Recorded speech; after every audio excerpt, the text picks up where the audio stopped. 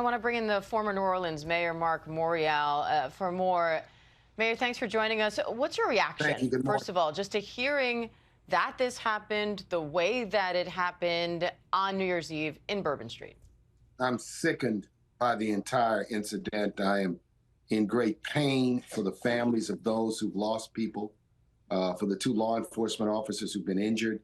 What would compel someone to carry out such an act? And clearly, it seems as though he planned even more if they found explosive devices or potential explosive devices in his vehicle.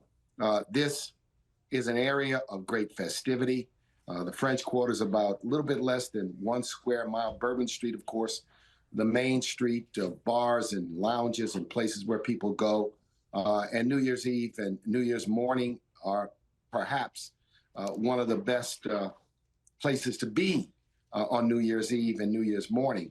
I think for the city and for the leadership of the city, the double challenge is to navigate this while at the same time ensuring that people will be safe today and tonight. There are literally hundreds of thousands of people in the city, including tens of thousands who are there for the Notre Dame, Georgia Sugar Bowl game, which is part of the college football playoff. And in a little bit over a month, New Orleans will host the Super Bowl. So I'm sure the leaders of the city, and I've been in touch with the mayor and the law enforcement community and the civic and business community, will want to do everything they can do to ensure the safety of those who are there who want to enjoy tonight's football game and, of course, in about a month, the Super Bowl. So they've got a lot to deal with, the investigation of the current incident, but ensuring that the next two big events can be carried out in a safe fashion.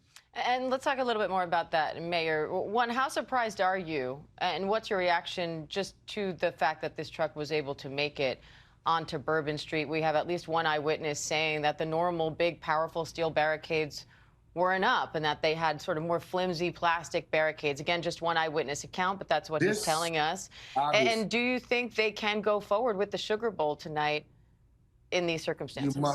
You must go forward with the Sugar Bowl, because the first thing that people who commit acts of terrorism want to do is intimidate people, bring about fear. We have to be strong and resolute. The adjustments to security need to be made and can be made.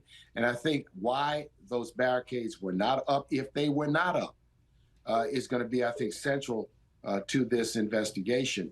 A lot of investments have been made post 9/11 with respect to Bourbon Street to try to ensure that egress and ingress by vehicles is not easy. So there's a lot of answers, a lot of questions and a lot of answers that I think many of us want with respect to how this truck traversed from Canal Street, which is a street where traffic is allowed to flow, but the opening of the mouth, if you will, of the French Quarter is really at Bourbon and Canal.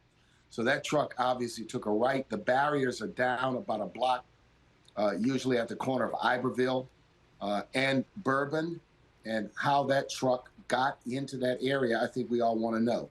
Right now, I think we've got to keep our thoughts, and I think many of us are on pins and needles, hoping that, want to know the identities of those who have lost their lives, the 28 to 30 people who are injured and are at the hospital, the two law enforcement. So this is a tragic event. I think it talks, walks, and smells like an act of terrorism. And I know that federal law enforcement is being cautious, investigating it that way, but it seems, it looks, it feels like someone that had a heinous motive to carry out a mass killing.